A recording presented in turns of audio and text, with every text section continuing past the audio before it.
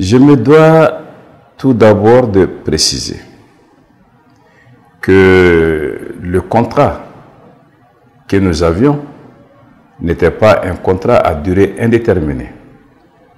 Il s'agissait d'accompagner, d'apporter sa pierre à la construction nationale en aidant le président de la République, élu en 2013, Ibrahim Boubacar Keïta, pour son premier mandat.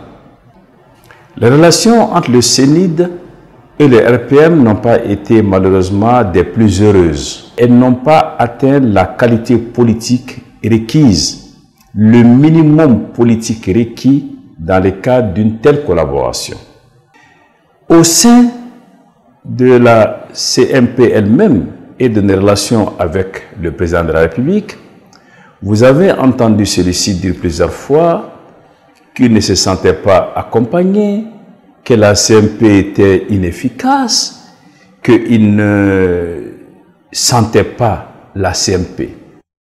Dans ces conditions, la question qu'il fallait se poser, à quoi servait donc la CMP? Si elle ne sert à rien, autant prendre ses distances et partir. C'est ce que nous avons fait.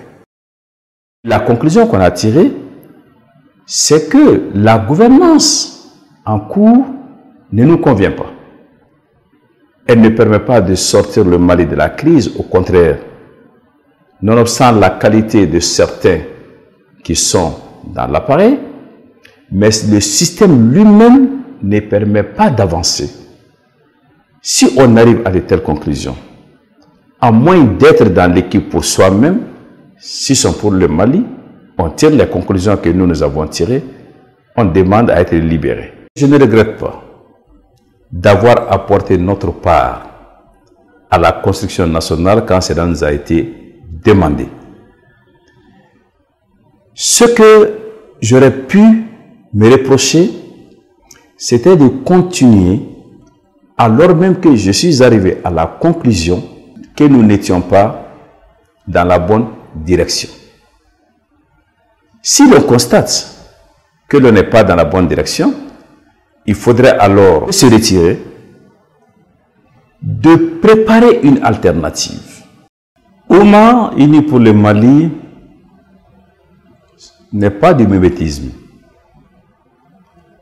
Ouma n'est pas un supplétif du CNID. C'est un mouvement qui a été conçu et qui est porté collectivement. Vous savez, aujourd'hui, les partis politiques manqueront de vision et d'humilité en pensant qu'ils peuvent continuer à exercer leur monopole sur la gestion des affaires publiques. Nous avons élaboré un programme avec 500 propositions touchant l'ensemble des domaines de la vie au Mali. Et ces projets de société, nous sommes en train de les décliner en programme de gouvernement daté et chiffré. Un remède vient après un diagnostic. Nous avons fait l'état de la nation. Il n'est pas brillant. Le Mali aujourd'hui, c'est des problèmes liés à la sécurité,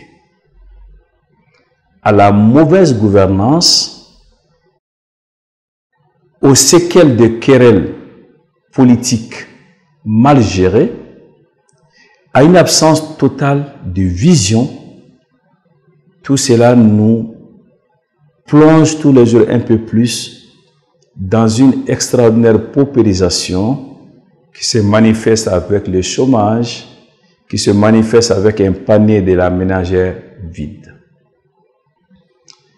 Dit comme cela, il y a des détails qui peuvent échapper. La mauvaise gouvernance, on peut se demander comment, dès lors qu'il est admis qu'il y a des résultats macroéconomiques qui sont salués par les organismes internationaux tels que le Fonds monétaire et la Banque mondiale, nous avons un taux de croissance qui dépasse les 5%. Donc, nous avons une richesse qui se crée. Alors, si une richesse se crée, en même temps la pauvreté s'aggrave, il faut se demander où va la richesse. C'est là où nous avons des problèmes, nous, qu'on a cherché à comprendre et qu'on a vu que quelques personnes, plus qu'une minorité, une poignée de personnes, s'accaparent de tous les revenus nouveaux, de toute la richesse du pays. Et nous avons considéré que cela est inacceptable. Ce n'est pas seulement une question d'injustice, mais ça va au-delà. Cela s'appelle la corruption à très large échelle et ce n'est pas acceptable. J'ai parlé du programme que nous avons élaboré et qui est articulé sur 5 grands points. Le premier, c'est l'impérieuse nécessité de rassembler les Maliens après les avoir réconciliés. Nous avons connu beaucoup de luttes violentes au Mali. Nous avons connu beaucoup de drames politiques qui, semble-t-il, ont été réglés, mais de façon cosmétique. Les problèmes de fond demeurent. Il faut avoir le courage de faire face, de les régler une fois pour toutes, ce qui va permettre aux Maliens de se rassembler sincèrement, de se rassembler sans arrière-pensée. Si cela est fait, il faudrait tout de suite aller vers les problèmes de sécurité. Nous sommes aujourd'hui dans une logique où nous avons délégué notre sécurité. La sécurité ne se délègue pas, la sécurité s'assume. Il faudrait que rapidement, nous ayons des forces de défense et de sécurité à hauteur requise, souhaitée, pour pouvoir assurer la sécurité des Maliennes et des Maliens à l'intérieur comme à l'extérieur des frontières. Cela passe par 5 conditions: le recrutement, la formation, l'équipement, le moral. Ensuite, il y a la production de richesses. Avec les richesses créées, il faudrait faire face aux questions qui sont d'ailleurs les plus prioritaires, c'est-à-dire l'éducation de nos enfants, la formation, l'emploi. Il ne faut jamais considérer la démocratie comme une œuvre achevée. La démocratie est toujours un processus. C'est vrai que nous nous sommes battus pour la démocratie au Mali. Aujourd'hui, elle est instaurée. Le mouvement démocratique a fait ce qu'il avait à faire jusqu'au 8 juin 1992. Mais force est de reconnaître que certaines figures du mouvement démocratique ont eu un comportement qui nous a conduits là où nous sommes aujourd'hui. La corruption, ça a commencé par qui? Pas le mouvement démocratique, mais par certains responsables du mouvement démocratique. Toutes les formes de mauvaise gouvernance et tout le reste. Aujourd'hui, il y a des acquis réels, mais il y a des insuffisances tout aussi réelles. Et l'honnêteté commande à dire qu'il ne faut pas se contenter de dire nous avons réussi à instaurer la démocratie, mais aller au-delà pour savoir si les Maliens aujourd'hui sont plus heureux qu'hier et s'il y a des perspectives d'avenir pour elles et pour eux. Il faut faire preuve du plus grand volontarisme, conjuguer tous les efforts possibles afin que les élections se tiennent à la date indiquée, afin que des élections régulières, transparentes et démocratiques se tiennent à la date indiquée, à faire en sorte que ces élections soient une véritable fête démocratique. Suis-je rassuré? Non.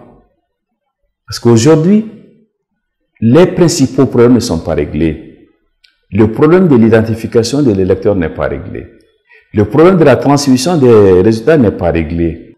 Le problème financier n'est pas réglé. La coordination entre les structures en charge de l'élection n'est pas optimale. La loi électorale n'est pas votée. Donc, on ne peut pas faire comme s'il ne se passe rien. Nous ne voulons pas faire un procès d'intention au gouvernement ni à qui que ce soit.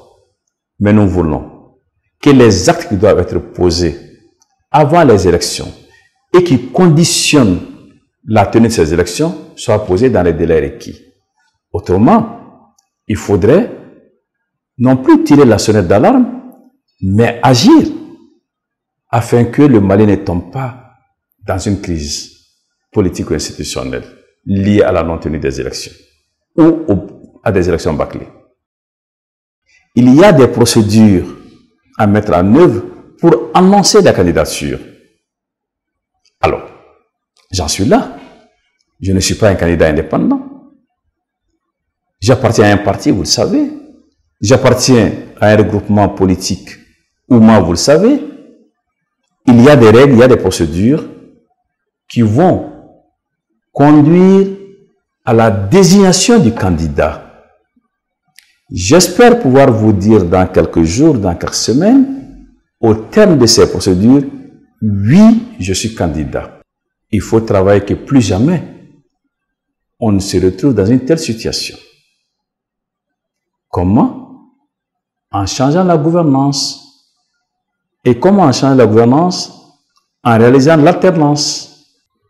Cette alternance doit être fondée sur un rassemblement le plus vaste et un programme le plus réaliste, mais aussi le plus attendu pour le Mali, porté par des hommes et des femmes qui connaissent le Mali et que le Mali connaît. C'est la seule façon pour ne pas aller à l'aventure. Être connu des Maliens et des Maliens et connaître le Mali dans sa diversité, dans sa profondeur. Si ces différentes conditions sont réunies, nous pourrons nous retrouver avec encore beaucoup d'espoir pour le Mali de nos rêves.